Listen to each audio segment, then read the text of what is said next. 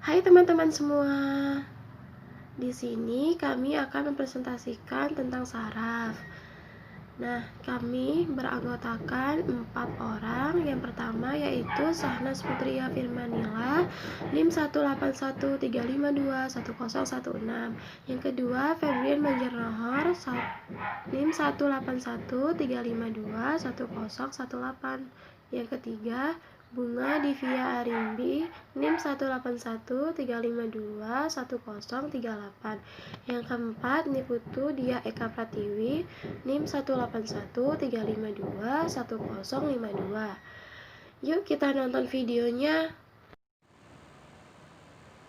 Oke, kami akan membahas tentang sistem saraf ikan. Sebelum itu, saya akan menjelaskan sedikit tentang fungsi utama sistem saraf. Sistem saraf memiliki peran penting dalam mengatur semua aktivitas yang terjadi dalam tubuh, seperti kinerja pada setiap organ, aktivitas otot, serta pengendalian reaksi dan rangsangan, yang memiliki tahapan menerima rangsang, memproses informasi, serta menghasilkan respon. Sel-sel saraf ikan mulai berkembang sejak embrio dan berasal dari lapisan germinal terluar atau ektoderm. Unit terkecil dari sistem saraf disebut neuron. Setiap neuron terdiri atas inti dan jaringan atau perpanjangan sel. Perpanjangan sel terdiri atas dendrit yang berfungsi sebagai penerima impuls dan akson berfungsi sebagai penerus impuls. Pertemuan antara akson dan dendrit dari sel saraf lainnya disebut sinapse. Jaringan saraf ikan ada dua, yaitu sistem saraf pusat dan sistem saraf tepi. Nah, sistem saraf pusat ada dua bagian, yaitu otak dan medula spinalis. Sedangkan sistem saraf tepi ada saraf kranial dan saraf spinal. Selanjutnya akan dijelaskan oleh teman saya. Baik, saya akan melanjutkan presentasi selanjutnya. Sebelumnya, perkenalkan nama saya Niputu Dia Eka Pratiwi, NIM 52. Jadi di sini saya akan menjelaskan struktur otak. Jadi pada saat bayi ikan itu bagian otaknya dibagi menjadi 3, yaitu ada prosencephalon bagian depan, mesencephalon bagian tengah, dan rhombencephalon bagian belakang. Namun saat ikan menjadi dewasa itu dibagi menjadi 5 bagian, yaitu telencephalon, diencephalon, mesencephalon, metencephalon, dan oblongata. Jadi di sini saya akan menjelaskan satu persatu, yaitu dari pertama itu telencephalon. Telencephalon itu terdapat sepasang saraf pembau atau bulbus olfactorius. Di bagian posterior bulbus itu terdapat lobus olfactorius yang berukuran lebih besar.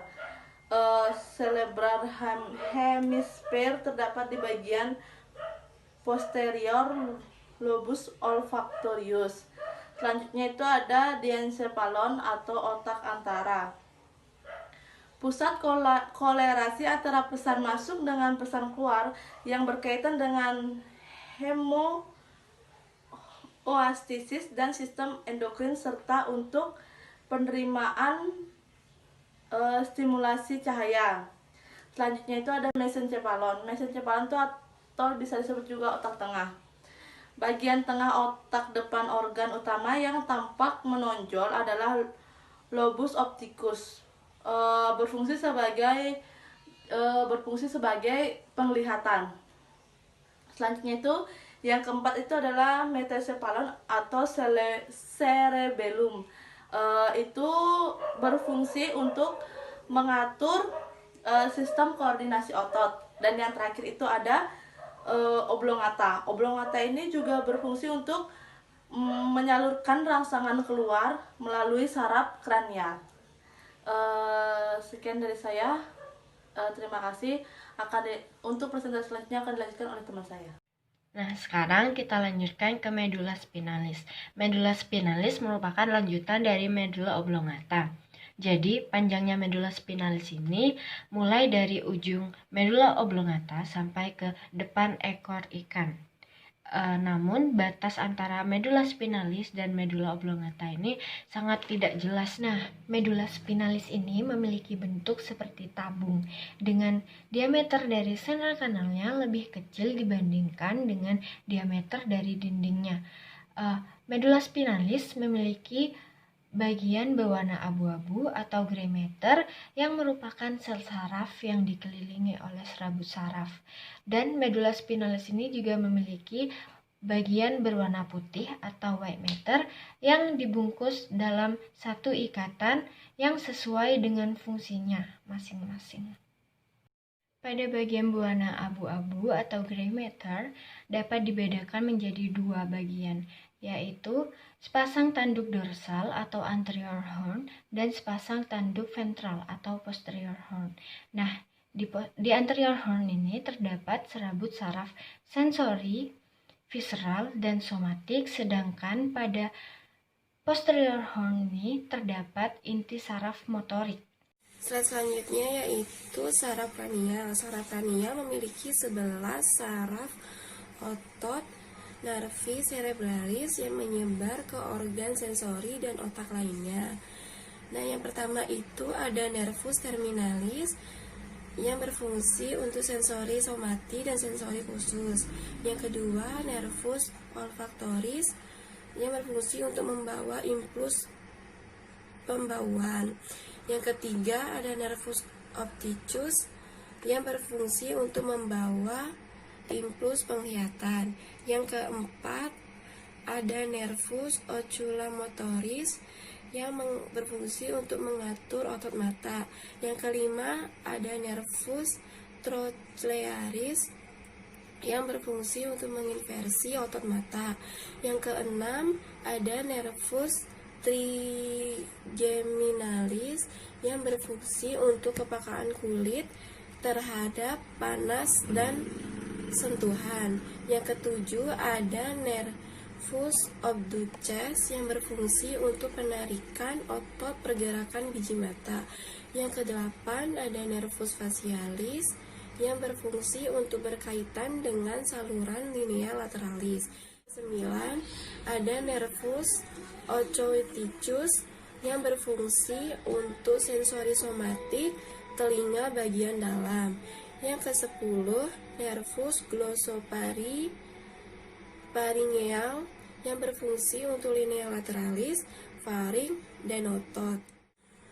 Yang ke-11 yaitu nervus vagus yang berfungsi untuk sistem lineal lateralis, organ internal, dan inversi perasa. Baik, kita lanjut ke slide selanjutnya yaitu saraf spinal. Saraf spinal terdapat pada sumsum tulang belakang ikan. Saraf spinal ini memiliki luas sepanjang tubuh ikan, tetapi pada ikan mola-mola, sumsum tulang belakang ini lebih pendek daripada otaknya. Saraf ini berfungsi untuk menerima respon dan tanggapan yang sederhana dan juga sebagai penghubung utama ke otak untuk rangsangan sensorik dan tanggapan otak di mediasi. Sekian video presentasi dari kelompok kami. Jika ada salah kata, mohon dikoreksi, dan jika ada kekurangan, mohon dimaklumi. Terima kasih.